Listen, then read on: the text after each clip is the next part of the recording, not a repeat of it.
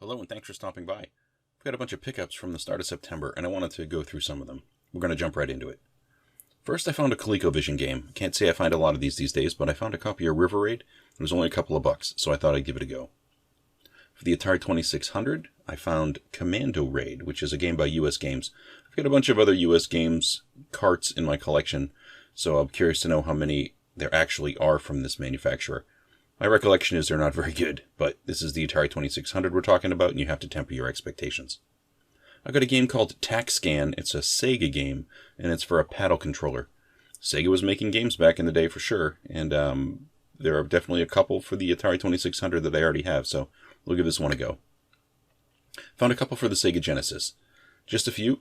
Recently I found a copy of LHX Attack Chopper. I know nothing about it except you fly a helicopter. Seems good enough to me. And the one I was hunting, actually, paid a pretty good price for it, probably close to full price, Boogerman.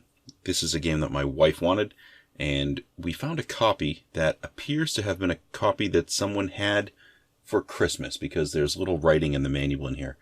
But it's a complete game. It's a cartridge, it's a manual, it's a case, so happy to get it.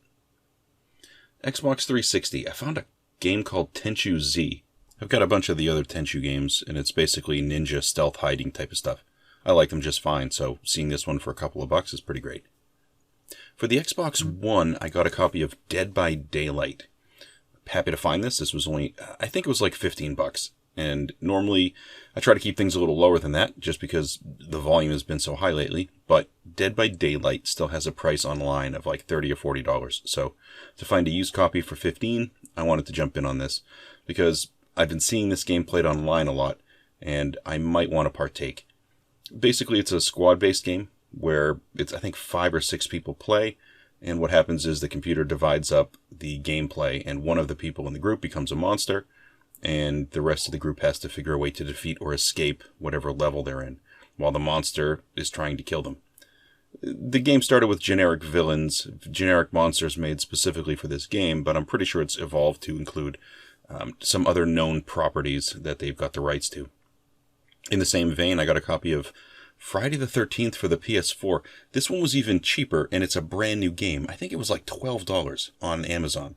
Another squad-based game. It's all against one, but you're fighting one of the various iterations of Jason from the Friday the 13th series. The channel Attack the Backlog has been streaming this one over the past couple of months, and every time I watch his streams, it looks like a lot of fun, so I thought I would give this one a check. I'll put a link to his channel below. A couple of Switch games. A couple of things came in, actually, but I found at a really good price, I think this was an Amazon buy, Remothered Broken Porcelain. It's a horror game. Got a couple of used games, Zombieland Double Tap. I don't know if this is any good, but it was used, and it was like, I think it was 10 bucks.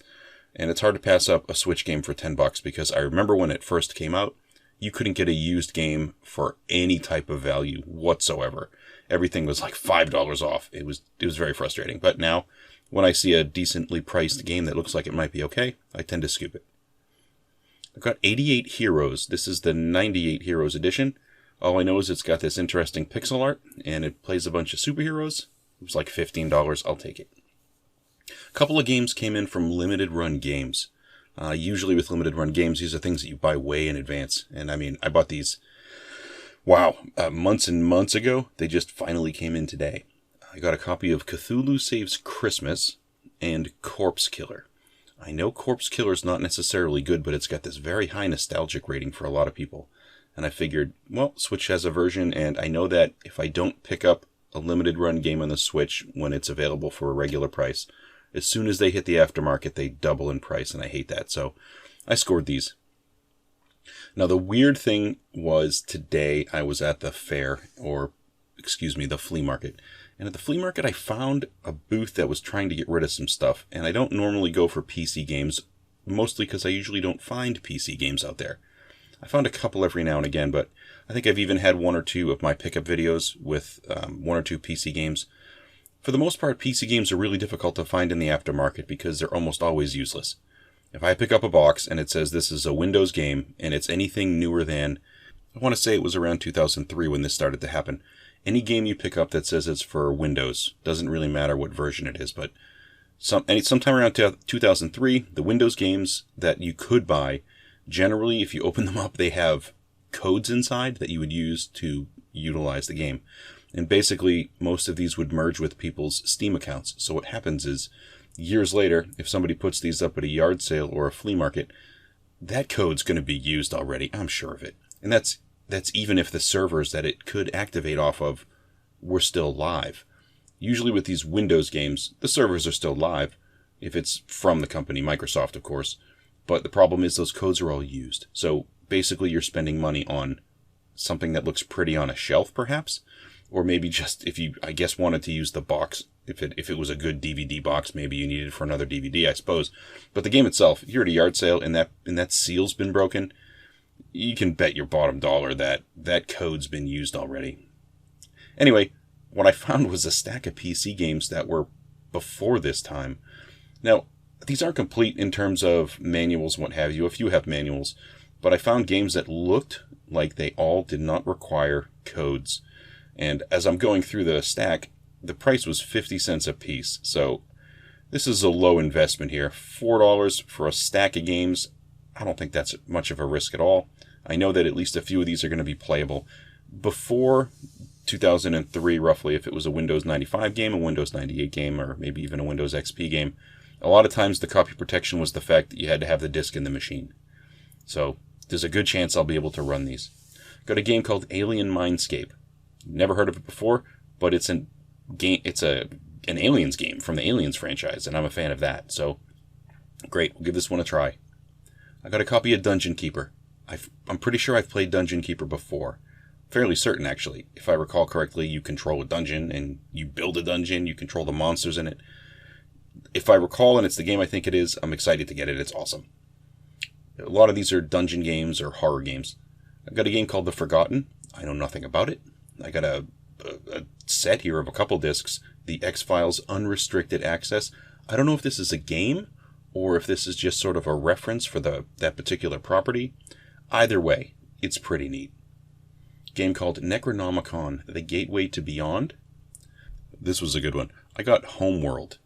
This is a game that I saw a documentary on from the website Ars Technica. I'm fairly certain that's where I start. Science fiction game, and this was a groundbreaking game in a lot of ways, and I got a copy of it, so that's pretty awesome. Got a copy of Shivers 2, then a game called Terror Tracks, Track of the Vampire. I know nothing about it. And then a game called Messiah. These PC games, I know a lot of PC games, at least that I was, games that I played before or have seen. A lot of them revolve around horror elements or dungeon elements. And in this case, I got a whole stack here. This is almost 10 games, 50 cents a piece. This was a good deal. Even if I can only play half of them, it's still worth it. Now I got some hardware. I've got a couple of interesting items of hardware. I'm currently trying to track down a PC engine. I ordered one online. I got a decent price on eBay, so that'll be up in the future. But for here, what I have so far, I've got something that came in that I ordered like 5-6 months ago. I don't know if they manufactured them finally or if they just finally got them back in stock, but I got a GB operator. This is a little unit that you plug into your PC, you run a program, and you can play Game Boy Advance and Game Boy cartridges on your PC. And I thought that would be pretty awesome. It'd be great for this particular channel to be able to record some footage from a few games that I have. I also finally reacquired a Sega Dreamcast. I found a really clean copy at a reasonable price that came with a controller. It's been a long time since I've played, but I scooped the one game I couldn't get out of my head, which was Crazy Taxi. Now, in my travels, I knew that if I'm going to get some games for the Sega Dreamcast, I have to cover at least a few bases, which means I'm going to need an extra controller, a couple of memory units, and now's probably a good time. I did find some generic memory units. I think they were $10 a piece, but we're at a time where if you don't get them now, 5 years from now, it's going to be that much harder to get them. So I found some memory units here. They're generic, but they should work just fine, and a couple of rumble packs as well. I did get one Dreamcast memory unit with a screen that works. This was a good deal because I've been seeing them online for exorbitant prices. Like they want $50 for something like this. I managed to get one for 10. I'm pleased. I have to say this one looks great plugged in through a RetroTink scalar converter, but I did order one of those direct HDMI cables. I want to give this one a try. I'm going to mod this a few different ways. Put a couple of things in there. I got a battery I want to replace in there. That sort of a deal. Make it a little easier to access and record. That's sort of what I'm hoping for in the future. Oh, before I forget, I also managed to find some 6-button controllers for the Sega Genesis. I was at a comic store, and they had a small stack of hardware. And in these bags, they had these controllers. They were, I think, almost maybe $10 a piece. All I know is it was a 6-button controller. I need 6 buttons if I need to play Street Fighter, and I got myself a pair. So I figured that's a good deal. Well, I guess that wraps up my pile of new finds for the month of September. Thank you for stopping by to take a look, and I will catch you on a future video.